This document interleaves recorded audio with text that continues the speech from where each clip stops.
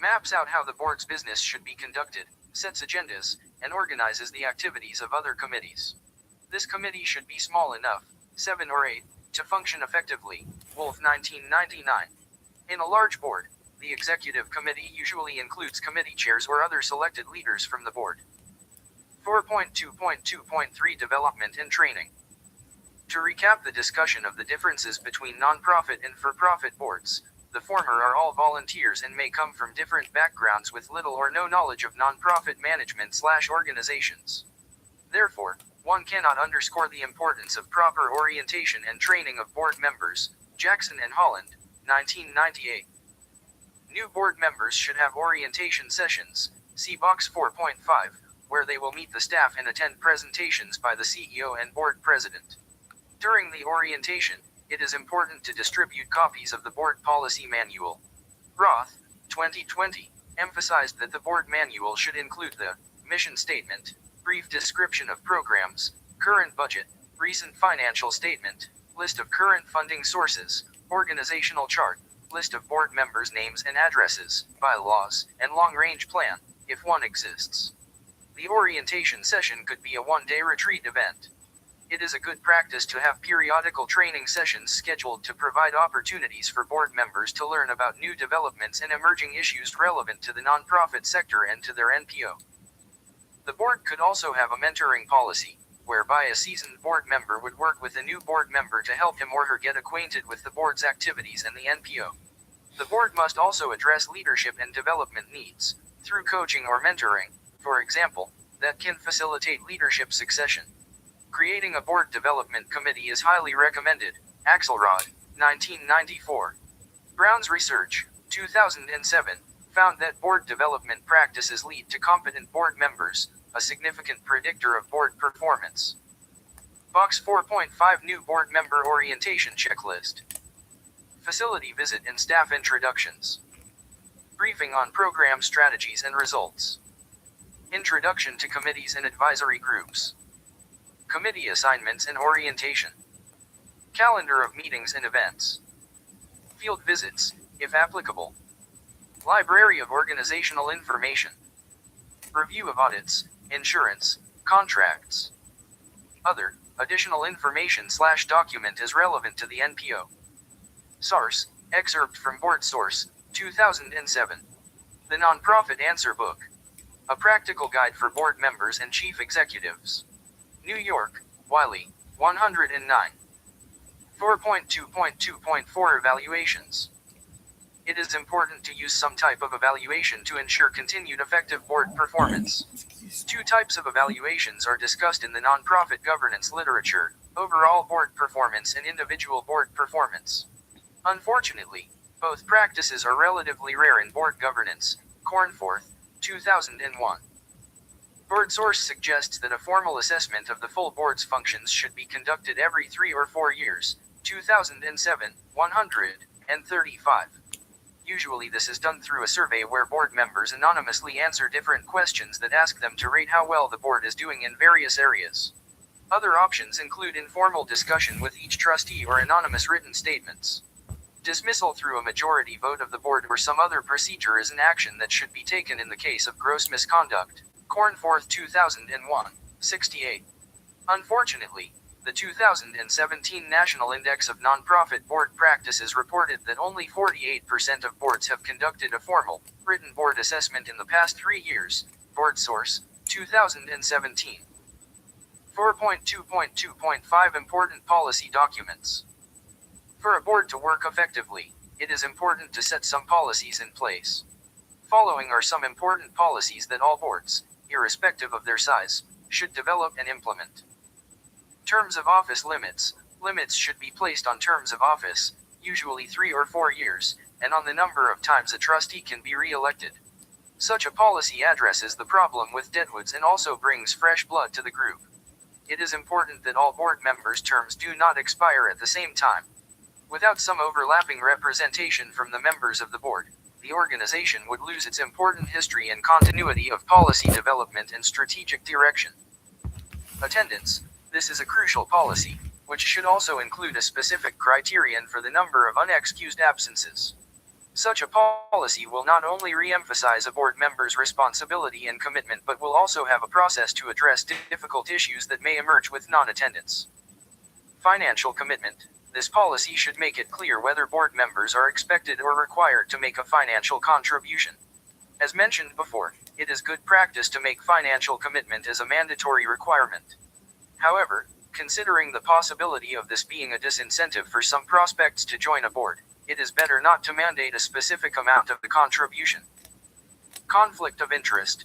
The IRS Form 990 asks whether the nonprofit has a conflict of interest policy. This is a very important policy that ensures that board members are not engaged in self-dealing or private inurement and are making decisions objectively. A good conflict of interest policy is one that includes examples of potential conflict of interest situations. Having this policy also serves an informative purpose since board members may not be fully aware of situations that may pose as conflict of interest situations. Code of Ethics. This code should outline the ethical principles and values that would govern the board members' behaviors and decision-making. It should also provide some examples of ethical issues that board members may face and provide some guidance on how to address those. Anti-harassment. This policy should cover all different forms of harassment, such as those based on gender, sex, disabilities, religion, ethnicity, and so forth. The policy should also refer to relevant laws and emphasize that the agency has a zero-tolerance policy on harassment. Box 4.6 lists the attributes of high-performance boards. Box 4.6 Attributes of a high-performance board. The board has clear roles, which are distinct from the staff's roles. The board's primary role is oversight, while staff's is managerial. Board members have 3 hats to wear: oversight, implementation, and volunteer, and only one can be worn at a time. The board has clear idea about the organization's stakeholders and its primary beneficiaries. The board provides clear direction to the organization's mission, purposes, and priorities. The CEO is responsible for achieving goals within parameters established by the board. The lines of authority and responsibility are made clear. The board chair manages the board with support from the CEO. The board chair manages the board, and the CEO manages the staff. When they provide mutual support to each other, it results in high performance. Committees serve the board's needs, not the staff's needs. Board meetings are well planned. Meetings should include materials sent in advance, clear agendas, and time for the board to engage in productive discussion. Board members are carefully selected, oriented, and trained. Source: excerpts from Board Source, 2007, The Nonprofit Board Answer Book. A Practical Guide for Board Members and Chief Executives, New York, Wiley.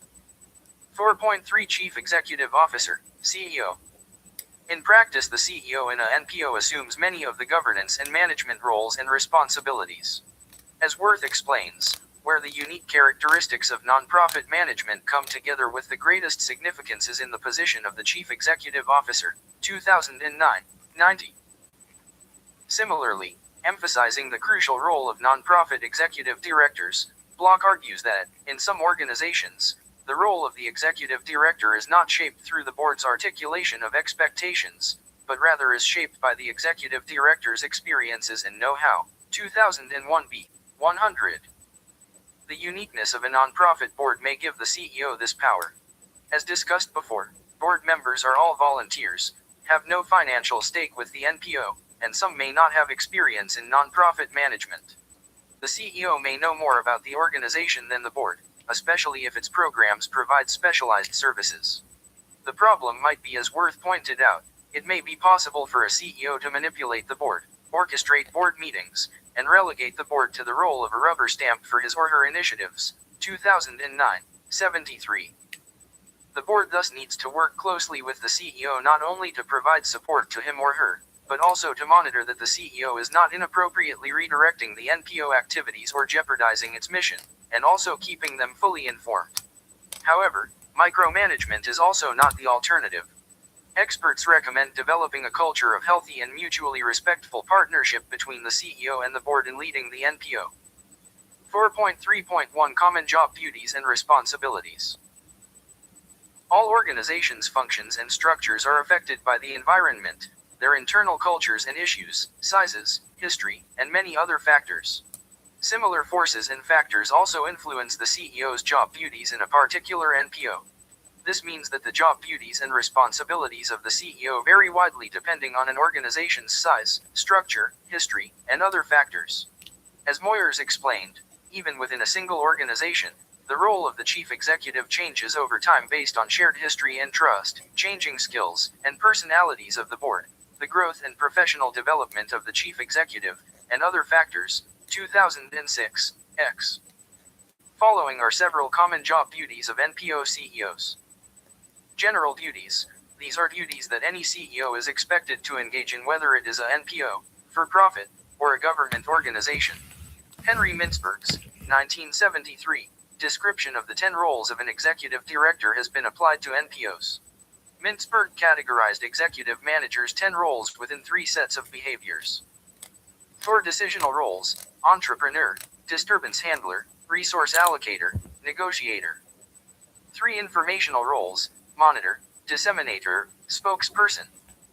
3 interpersonal roles: figurehead, leader, liaison. NPO CEOs have to engage in different managerial functions, including planning, motivating, organizing, decision-making, delegating, coordinating, reporting, supervising, managing, budgeting, and fundraising. Working within this perspective, Herman and Hamovic's 1991b emphasized the importance of the executives delegating much of the management of internal affairs so that they can focus on the external issues. Similarly, Block 2001b emphasizes that leaders in NPOs have to pay attention to both the external and internal environments. Nonprofit-specific job duties. Along with the above general duties, the CEO of a NPO is also expected to engage in other major duties specific to managing the NPO. Moyers, 2006, lists 10 such basic responsibilities of nonprofit CEOs. Commitment to mission. Even though the board holds the ultimate responsibility for determining the agency's mission and purpose, in practice most CEOs exercise considerable influence in this regard. They are responsible to align programs and priorities with the mission, along with monitoring conditions that may require the agency to revisit the mission. Leading the staff and managing the organizations. Usually, the CEO is responsible for hiring and managing the staff, at the least staff at the upper level. In this role, an effective